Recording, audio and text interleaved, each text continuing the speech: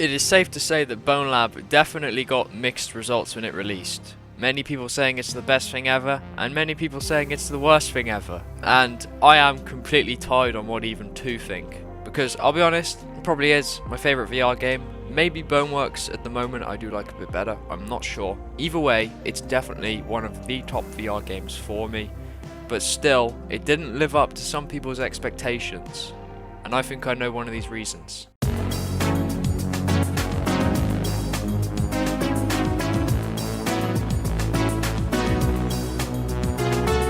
So obviously the Stress Level 0 developers decided to learn from the mistakes they made with Boneworks.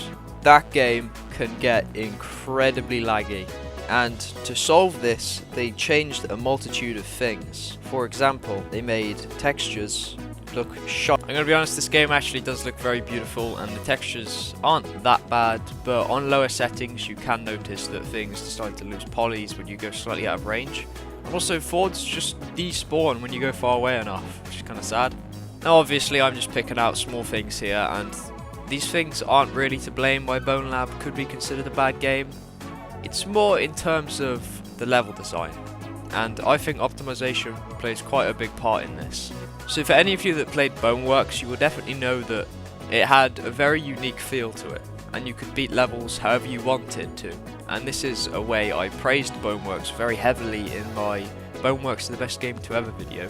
Not self-promotion, don't watch that video, don't watch it. BONELAB certainly lacks this kind of endless ways to beat any level depending on, you know, what you do. BONELAB's levels are definitely a lot more linear, which is very unfortunate. Not to mention that also more than half of the stages in the story mode aren't even really story mode stages.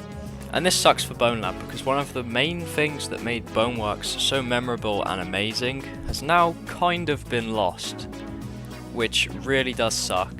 And a lot of people that have already played Boneworks and have now played BONELAB will tell you that Boneworks was more memorable and better than BONELAB because it just allows for so much more exploration and you get to play the game how you want instead of this kind of more linear format that BONELAB has going. And I think the thing to blame for these linear stages is honestly optimization, because of course they want to keep the levels more compact so it could run on Quest better while also kind of being the same game. And also they just wanted a better running game because Boneworks was not accessible to a lot of people because obviously you need, for starters, a VR headset, then a decently powerful PC to go with that, as if they wanted to make BONELAB accessible to everybody, which is fair enough, and to be honest, they did an amazing job because this game can run incredibly on Quest, it can run incredibly on PC still, and it is definitely an improvement.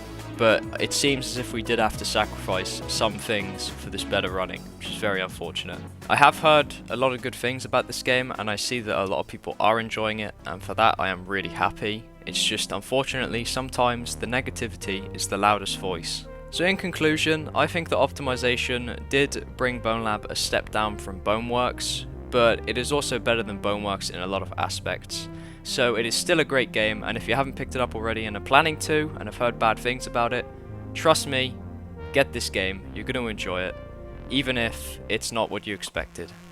Thank you everybody for watching, let me know down in the comments if you have any thoughts on this, and check out my other BONELAB content if you liked this video, and I will see you guys next time.